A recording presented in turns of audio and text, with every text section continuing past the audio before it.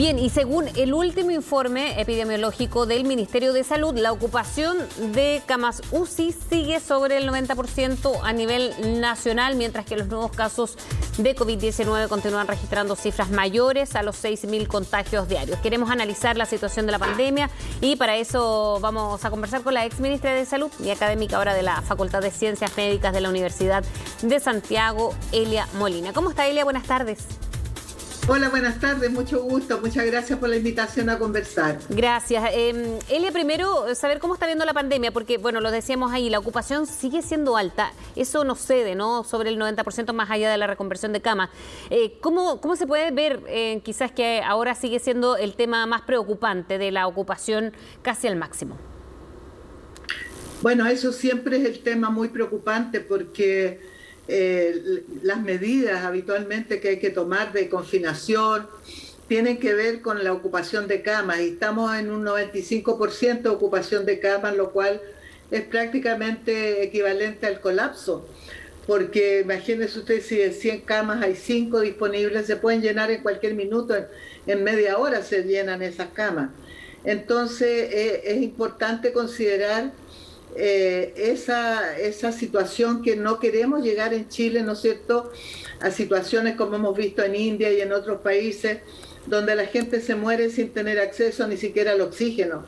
Nosotros hemos tenido bastante buena oferta de camas críticas y nos hemos visto bastante protegidos como país en ese sentido, pero obviamente que en la medida que no somos capaces de controlar a nivel territorial las cadenas de contagio, de poder de verdad hacer un testeo masivo, de poder trazar al menos 10 contactos por cada PCR positiva y aislarlo, de manera de parar la cadena de contagio, corremos el riesgo de poder tener un colapso grave y que signifique muertes prevenibles. Yo creo que aquí hay que hacer un llamado a la gente, pero también al gobierno, a la gente para que se cuide, porque el autocuidado siempre es fundamental, que es el uso de mascarilla, la distancia social, lavado de manos, y cuando nos protegemos nosotros, no solo nos protegemos nosotros, sino que protegemos al resto, y tenemos que ser solidarios en ese sentido.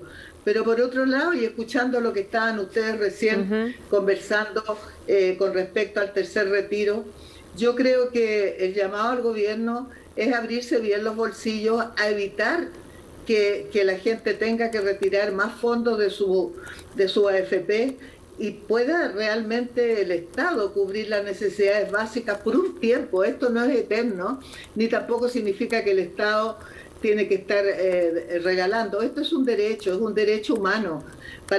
Fíjese usted que estamos con la región metropolitana casi toda en cuarentena y la movilidad social solo se ha podido reducir un 25%.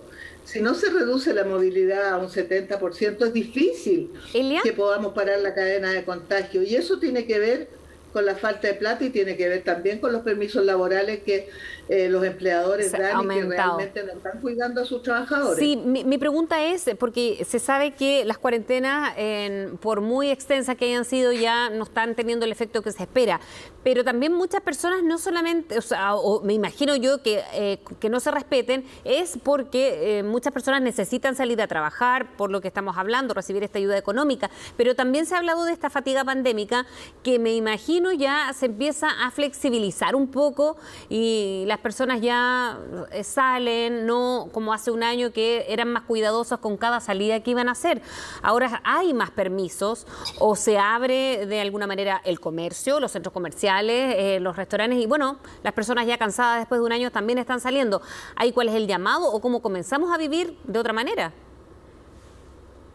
Bueno, es que miren, hay distintos momentos en una pandemia. Hay momentos en que uno puede tener controlada la pandemia, no desaparecida, controlada. Exacto. Es decir, que el número de casos no aumente en forma inusitada, sino que haya una curva, ¿no es cierto?, ojalá lo más plana posible y en un nivel más bajo. O sea, si lográramos tener menos de un 5% de positividad en los exámenes, si lográramos poder aislar más de 5 contactos por cada PCR, si lográramos evitar que los trabajadores informales, que son varios millones en Chile, no tuvieran que salir a ganarse el pan de cada día. Si los empleadores permitieran que sus empleados se queden en la casa por un periodo corto, no estamos hablando in eterno, pero tomar realmente las medidas, desconfinar a lo mejor algunas comunas, pero no abrir los malls.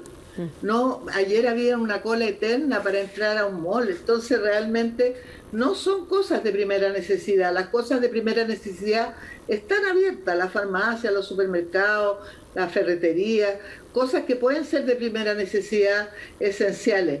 Entonces yo creo que estamos en un momento de la pandemia donde no es el momento de relajarnos, es el momento de tratar desde todos los ángulos, económicos, sanitarios, poder hacer todas las medidas que ya se conocen para poder, y bueno, y además hay que sumar que se está vacunando a la población y que hoy día se abre la vacunación a los mayores de 40 años en forma más amplia.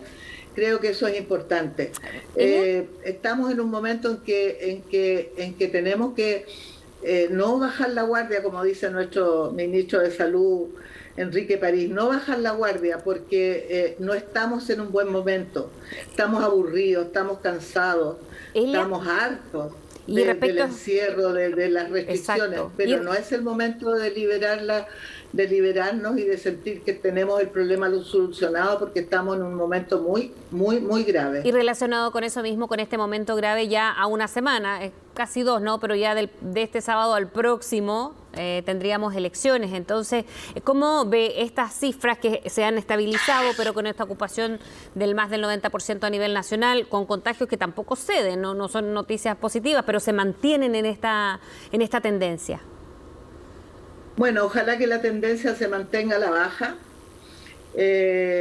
Creo que con la movilidad que hay en Santiago, a lo mejor esto que voy a decir va a sonar extraño, pero con la movilidad que hay en la región metropolitana y en muchas regiones del país, la verdad es que una elección no va a significar un gran cambio, porque de acuerdo a lo que se hizo en las elecciones del plebiscito, el CERVEL yo creo que hizo un trabajo espectacular en términos de poner los distintos elementos de protección, dejar las urnas abiertas, o sea, el lugar donde se vota la cámara abierta.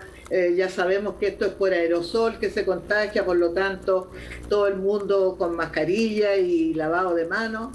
Yo creo que la elección en sí no va a generar más movilidad que la que se está generando todos los días para ir a trabajar, ahora que hay mall abierto, para ir a los supermercados. Entonces, no es más peligroso ir a votar que ir al supermercado por ningún motivo. Entonces, creo que tenemos que de aquí a las elecciones tener una curva estable o a la baja, ojalá bajar la positividad de los contactos abajo 5, en este momento todavía está sobre 10 y hay lugares donde es muy alta.